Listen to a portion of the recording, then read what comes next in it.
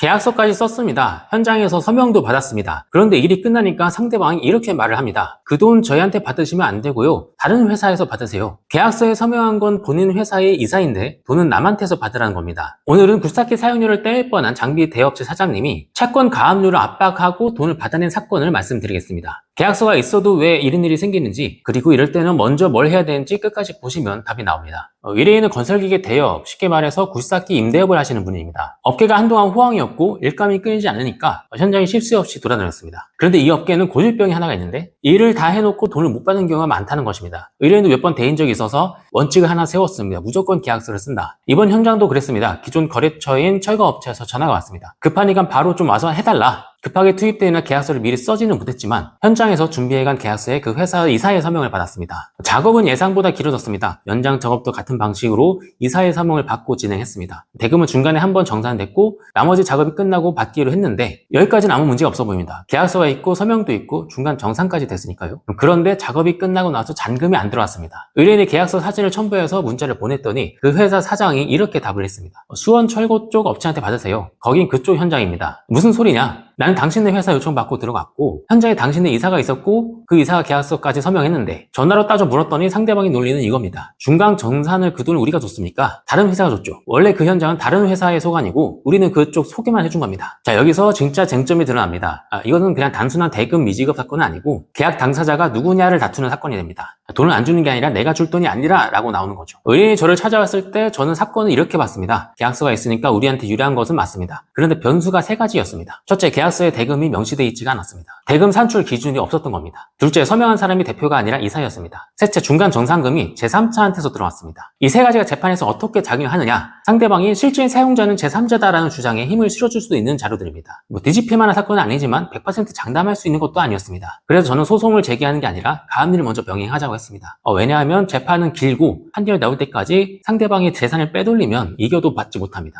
그리고 더 중요한 것은 상대방의 협상 테이블을 끌어내려면 재산을 묶어놓는 만큼 좋은 것이 없습니다. 마침 의뢰인이 결정적인 정보를 갖고 있었습니다. 상대 회사가 진행 중인 다른 공사 현장을 알고 있었던 겁니다. 그 현장에서 상대가 받을 공사대금 채권을 가압류하기로 했습니다. 법원은 보증보험 증권과 일부 현금 공탁 조건으로 가압류를 인용했습니다. 가압류 결정이 나오자마자 상대 사장한테서 연락이 왔습니다. 도청 문자에는 꿈쩍도 하지 않았던 사람이었는데 돈이 묶이니까 먼저 전화가 온 겁니다. 이게 공사대금 채권 가압류입니다. 그냥 말만 하는 도촉과는 달리 실제로 자금 흐름이 막히니까 상대방은 대응을 안 할 수가 없습니다. 물론 태도만 바뀌었지 입장은 그대로였습니다. 여전히 다른 회사한테 받아라. 의뢰인은 더 이상 직접 대화할 단계가 아니라고 판단을 하고 변호사 얘기를 해라 라고 전화를 끊었습니다. 이 단계까지 왔으면은 법적 절차를 통해서 해결을 해야 합니다. 소송을 제기하고 얼마 안 돼서 사건은 조정으로 넘어갔습니다. 아까 말씀드린 변수들, 대금 산정 기준이 명확하지 않은 점, 이사가 서명했다는 거, 그리고 제3자가 돈을 중간에 지급했다는 거, 이걸 고려하면은 재판까지 끌고 가는 것보다는 불확실성을 통제하면서 조정해서 정리하는 것이 합리적일 수 있다고 생각했습니다. 조정은 두 번에 걸쳐서 열렸고 첫 기일에는 상대가 완강했습니다. 그런데 두 번째 기일에서 저희가 청구 금액의 20%를 양보하는 안을 제시를 하니까 태도가 바뀌었고 조정이 성립이 됐습니다. 조건은 이렇습니다. 피고가 기한 내에 대금을 직접 지급하되 그 사이에 제3자가 지급하면 면책된다. 그런데 어떻게 됐을까요? 약속한 기한까지 돈이 안 들어왔습니다. 조정 조서까지 받아놓고도 또 안 준 겁니다. 보통 여기서 의뢰인들은 조급해집니다. 조정까지 했는데도 안 주면 어떻게 되는 것이냐? 근데 우리는 그 조급할 이유가 없었습니다. 왜냐하면 처음부터 가압류를 걸어놨기 때문입니다. 조정 조서는 판결과 같은 집행력이 있습니다. 우리는 이 가압류를 해둔 공사 대금 채권에 곧바로 강제 집행을 진행했고 그 절차를 통해 대금을 받았습니다. 그리고 가압류를 걸었을 때 공탁했던 현금 담보도 담보 취소 절차로 돌려받았습니다. 상대가 주기 싫다고 버텨도 결국에 받아낼 수밖에 없는 상황이 만들어져 있던 겁니다. 이 사건에서 기억하실 것은 세 가지입니다. 첫째, 계약서가 있어도 안심하면 안 된다. 계약서는 실적일 뿐이고 합의 사항이 불분명하거나 서명한 사람이 대표가 아니거나 중간에 또 다른 합의가 있는 것처럼 보이거나 하면은 상대방은 계약 당사자가 아니다 라거나 합의가 이루어지지 않았다라고 빠져나갈 수가 있습니다. 그래서 계약서를 쓸 때 금액, 당사자, 서명 권한 이 세 가지는 반드시 확인을 할 필요가 있습니다.